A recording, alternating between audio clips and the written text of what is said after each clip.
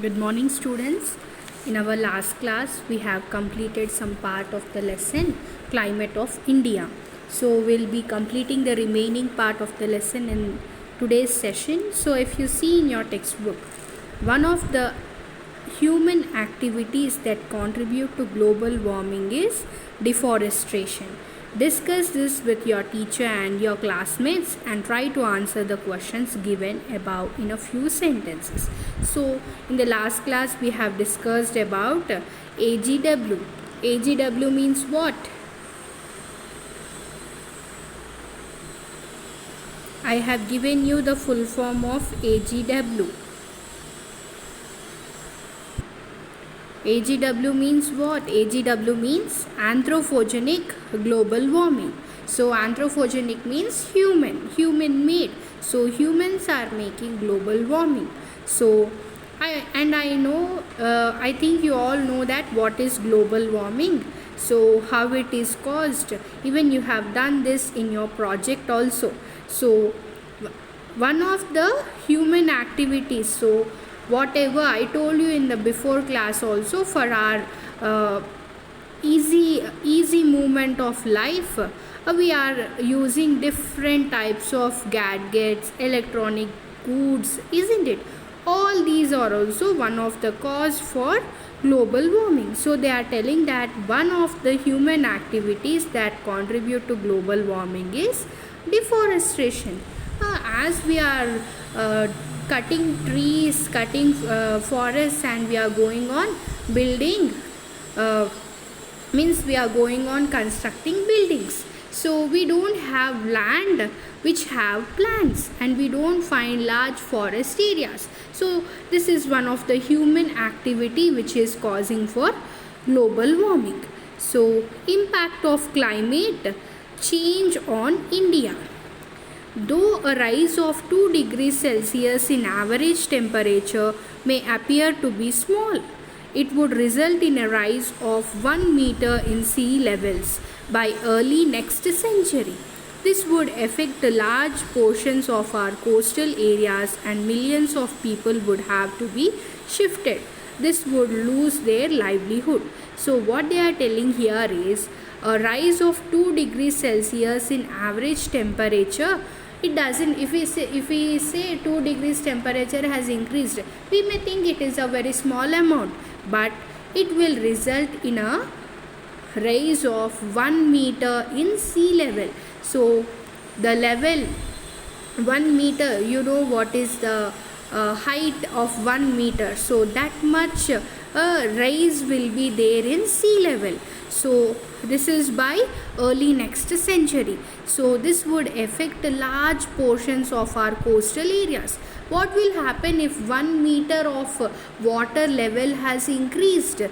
They will occupy the coastal areas. The water will occupy the coastal areas, and people who are living in coastal areas, they'll be affected with this. So these coastal people who are living in coastal areas, millions of people are there. What they have to do, people would have to be shifted as the water level increases. So what people will do, they have to shift. How they are not one or two people, millions of people has to shift from the coastal areas, and also they would lose their livelihood. So nearly 200 squatter families living in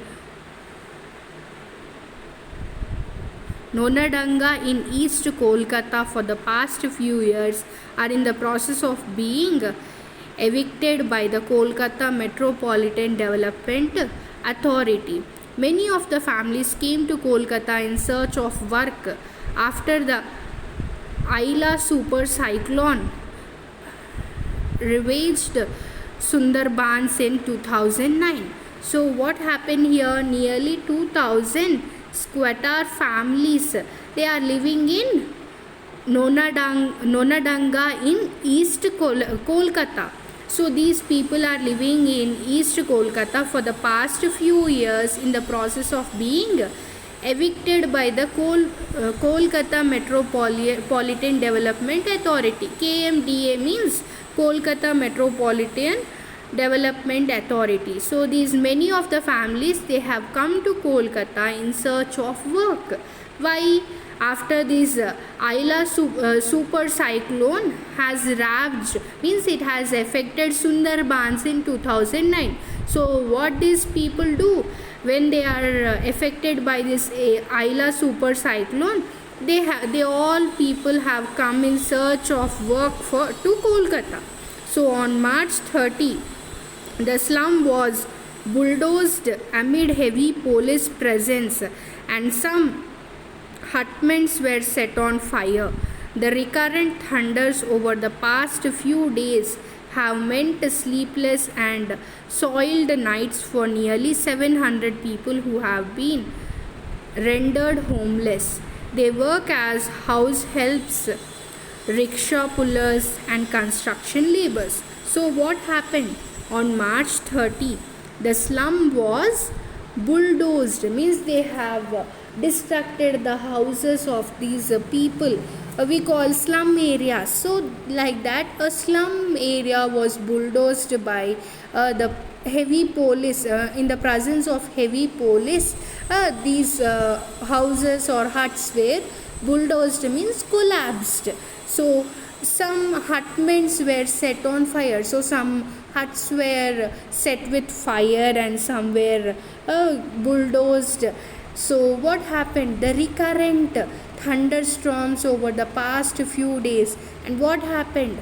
Have meant sleepless and soiled nights for nearly 700 people who have been rendered homeless. So people whose houses were bulldozed, they were living on the roads. So they don't have sleep, and they have to face soiled nights for how many people?